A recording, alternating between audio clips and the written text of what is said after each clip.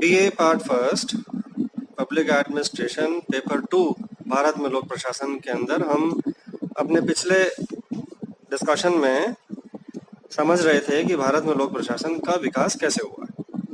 हमने उस समय ये डिस्कस किया था कि प्राचीन देश है, बहुत पुराने सभ्यता है, कई स्टेजेस के अंदर कई सम्राटों के तहत रह करके और प्रोग्रेसिवली हमारे इंडियन एडमिनिस्ट्रेशन का उद्गम हुआ। विभिन्न सम्राटों ने अपने तरीके से चलाया। जैसे हम पाते हैं कि अर्थशास्त्र में लिखा है कौटिल्य ने कि चंद्रगुप्त मौर्य के टाइम पे कैसा एडमिनिस्ट्रेशन रहा था, फिर उसके बाद हम देखते हैं मुगल सम्राटों के तहत कैसा रहा। और उस डिस्कशन को आगे बढ़ाते हुए हम आए कि 1800 जब ब्रिटिशर्स इंडिया में आए ईस्ट इंडिया कंपनी बना करके, और उसके बाद 1857 के अंदर जब सबसे पहली बार भारत के अंदर स्वतंत्रता संग्राम हुआ, उसके बाद इंग्लैंड ने 1858 के अधिनियम द्वारा भारतीय प्रशासन ब्रिटिश सरकार के नियंत्रण में ले लिया, प्रत्यक्ष नियंत्रण के अंदर ले लिया। अब उसकी बागडोर विक्टोरिया के हाथों में आ गई तथा समस्त वैधानिक, प्रशासनिक एवं वित्तीय शक्तियां भारत का एक सचिव बनाया गया इंग्लैंड के अंदर, और वो भारत का सचिव और उसकी परिषद में केंद्रित हो गई। भारत में सत्ता का केंद्रीकरण गवर्नर जनरल तथा उसकी परिषद में नियत हो गया। यानी इंग्लैंड के अंदर तो एक सेक्रेटरी ऑफ इंडिया, उसकी परिषद, उसकी काउंसिल, और इंडिया के अंदर एक गवर्नर जनरल अपॉइंट किया गया और उसकी एक परिषद होती थी। तो इसका प्रयोग अनेक शासन अधिकारियों द्वारा दिया जाने लगा। इस प्रकार एक ब्यूरोक्रेसी उत्पन्न हुई, एक नौकरशाही उत्पन्न हुई, जिसका संगठन एक बिल्कुल श्रेणीबद्ध तरीके से था, एक हायरार्की के रूप में था, और निम्न अधिकारी अपने उच्च अधिकारियों के एजेंट के रूप में, जैसे कोई प्रतिनिधि हो उनके, उसके रूप में कार्य करते रहते थे। यानी सारा डिसीजन तो जो निर्णय होता था वो ब्रिटेन के अंदर सेक्रेटरी फॉर इंडिया और दूसरे जो भारत के अंदर गवर्नर जनरल थे, जिन्हें वायसराय भी कहते थे, उनके और उनके परिषद द्वारा लिया जाता था। और बाकी जो अधीनस्थ कर्मचारी जितने भी अधीनस्थ होते थे नीचे, जो पूरे इंडिया में फैले हुए होते थे, जहां जहां उनका साम्राज्य उस समय तक फैल गया था, वो एक एजेंट्स के रूप में काम करते थे। जो लोग ऊपर डिसीजन होते थे उनको वो नीचे इम्प्लीमेंट करते रहते थे, उसको क्रियान्वित करते रहते थे। तो यह श्रेणीबद्ध जो संगठन था, उसके अंदर हम देखेंगे कि सबसे ऊपर तो भारत का सचिव और उसकी परिषद, उसके पार्षद, उसके बाद इंडिया में जो गवर्नर जनरल, वाइसराय, उसकी परिषद, उनके नीचे गवर्नर होते थे, उसके नीचे लेफ्टिनेंट गवर्नर होते थे, फिर कोई चीफ कमिश्नर होते थे, और जिला जो हम आज भी देखते हैं जहाँ कलेक्टर होता है या मजिस्ट्रेट कहलाया जाता है, डिस्ट्रिक्ट मजिस्ट्रेट कहलाया जाता है, या डिप्टी कमिश्नर भी कहलाया जाता है, ये नाम आज भी चल रहा है। ये उस समय स्थापित हुए और उनके नीचे अन्य ब्यूरोक्रेसी के लोग सेवीवर रहते थे। हम ये पाते हैं कि महारानी विक्टोरिया ने 1 नवंबर 1858 को एक घोषणा प्रसारित की, जिसमें ब्रिटिश सरकार की भारत संबंधी भावी योजना को उल्लेख था। इसके बाद ब्रिटिश शासन में निम्न, मैं जो बातें आपको बता रहा हूँ, वो परिवर्तन आए। एक तो ये कि 1861 के बाद भारत परिषद अधिनियम द्वारा व्यवस्थापिका और कार्यपालिका संगठन में अनेक महत्वपूर्ण परिवर्तन हुए। इससे पहली बार प्रांतीय व्यवस्थापिकाओं की स्थापना हुई, यानी लेजिस्लेचर्स रीजनल बेसिस के ऊपर डेवलप किए गए। ये इनके पास कोई ज्यादा अधिकार नहीं होते थे, सीमित अधिकार वाली व्यवस्थापिकाएं होती थी। गवर्नर जनरल को कार्य संचालन के लिए नियम बनाने की शक्ति सौंपी गई थी, और उसका विरोध करके लॉर्ड कैनिंग उस समय थे, उन्होंने कार्यपालिका परिषद को मंत्रिमंडल बनाने की दिशा में लेके कार्य किया। अब हम देखते हैं कि 1892 में, उसके बाद 1892 में भारत परिषद अधिनियम के से केंद्रीय और प्रांतीय परिषदों की सदस्य संख्या में वृद्धि हुई। यानी 1861 के अंदर तो ये स्थापित हुई व्यवस्थापिका, लेजिस्लेचर्स रीजनल प्रोविंशियल कहलाती थी, और उसके बाद 1892 में इनके मेंबर्स को थोड़ा सा बढ़ाया गया। हालांकि कोई बहुत ज्यादा शक्तियां नहीं थी इनके पास फिर भी, लेकिन थोड़ी सी ज्यादा शक्तियों को उनको विस्तार हुआ थोड़ा सा, हल्का सा।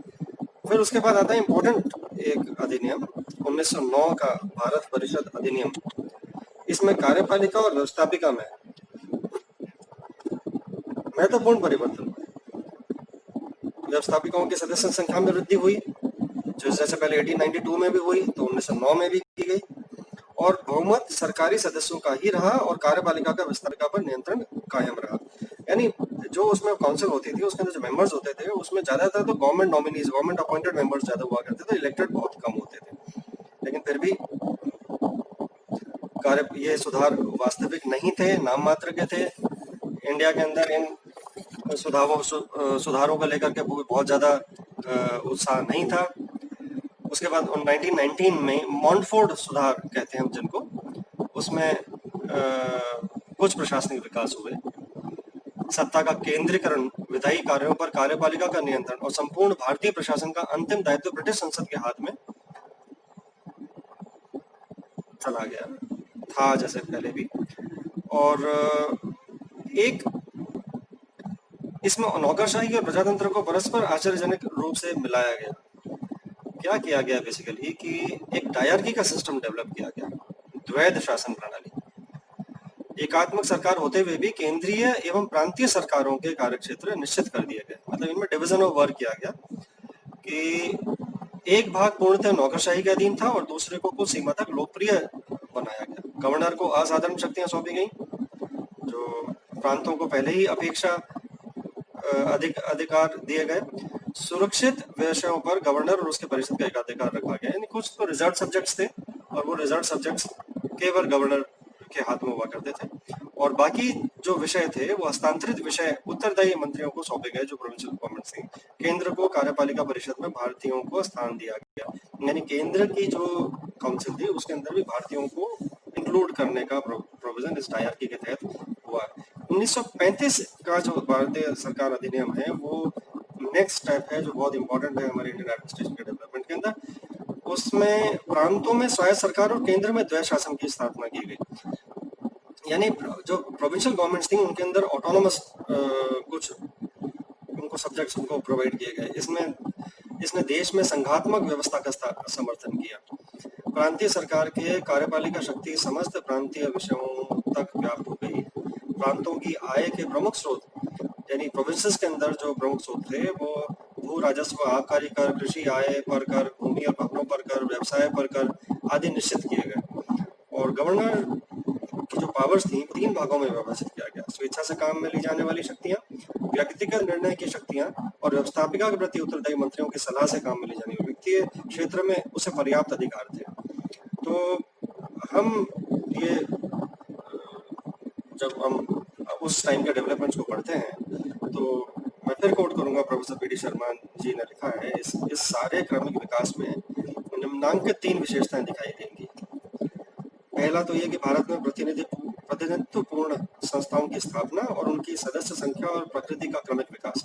यानी जो लेजिस्लेचर का डेवलपमेंट हुआ, लेजिस्लेचर स्थापित किया गया, व्यवस्थापिकाएं स्थापित की गई और उसमें सदस्य संख्याओं को स्टेप बाय स्टेप क्रमशः धीरे धीरे करके उनको सदस्यों की संख्या बढ़ाई गई। और दूसरा ये कि इन संस्थाओं के माध्यम से शासन जो था उसका जनतांत्रिकरण और उत्तरदायित्व की प्रकृति का क्रमिक विकास हुआ। यानी उसके अंदर धीरे धीरे एक एलिमेंट डाला गया कि इसमें इलेक्टेड लोग भी आए, जो जनता से निर्वाचित लोग हैं उनको इसमें इंक्लूड किया जाए। तो उसका भी धीरे धीरे एक स्टेप बाय स्टेप इंक्रीज हुआ, हम देखेंगे उसके अंदर विकास हुआ।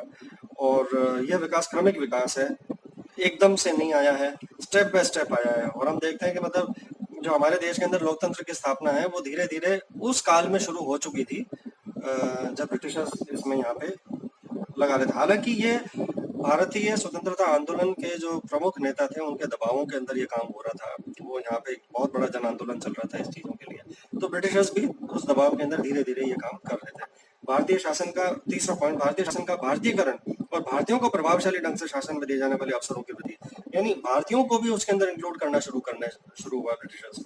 पहले उसके अंदर जो पहले काउंसिल्स होती थी, परिषद होती थी, उनके अंदर केवल ब्रिटिशर्स हुआ करते थे, लेकिन उसके बाद हम पाते हैं कि इंडियंस को भी इन्वॉल्वमेंट उसका धीरे धीरे बढ़ता चला गया। इन तीनों प्रवृत्तियों ने जो संवैधानिक नीति संबंधी थी भारतीय प्रशासन को अनेक रूपों में प्रभावित किया। जैसे संवैधानिक नीतियों ने उच्च सेवाओं को भारत मंत्री के अधीन रखकर विशेष सुविधाएं और संरक्षण दिए जो विकास के साथ बढ़ते गए। दूसरी बात यह कि सेवाओं को विशेष भूमिका सौंपी गई और उनके हितों की रक्षा गवर्नर जनरल के लिए विशेष उत्तरदायित्व बने। तीसरा, इन संरक्षण और विशेषाधिकारों की नीति ने भारत में केंद्रीकृत अखिल भारतीय सेवाओं को जन्म दिया, जो केंद्रीय और प्रांतीय सेवाओं से भिन्न आज भी विद्यमान है। यानी उस समय जो ब्यूरोक्रेसी इंडिया के अंदर डेवलप हुई, जो हमारे यहाँ प्रशासन, जो केंद्रीकृत भारतीय प्रशासनिक सेवाएं, जैसे हम जो अखिल भारतीय सेवाएं जो आज भी देखते हैं, उनका जन्म के ब्रिटिश काल के अंदर उस समय हुआ, जो आज भी चल रहा है, जिसको सरदार पटेल ने बाद में स्टील फ्रेम ऑफ इंडिया के नाम से बताया। इस बातों को मैं आगे करूंगा अगले अपने डिस्कशंस के अंदर। अंग्रेजी जो प्रशासन था, स्थायित्व और व्यवस्था को महत्व देता था, अतः साम्राज्यवादी हितों की रक्षा के लिए सुदृढ़ नौकरशाही और उसका आधार स्तंभ बनी और संपूर्ण प्रशासन व्यवस्था केंद्रित रही। यानी ब्यूरोक्रेसी को उन्होंने अपना बेसिक पिलर बनाया इंडिया के अंदर रूल करने के लिए।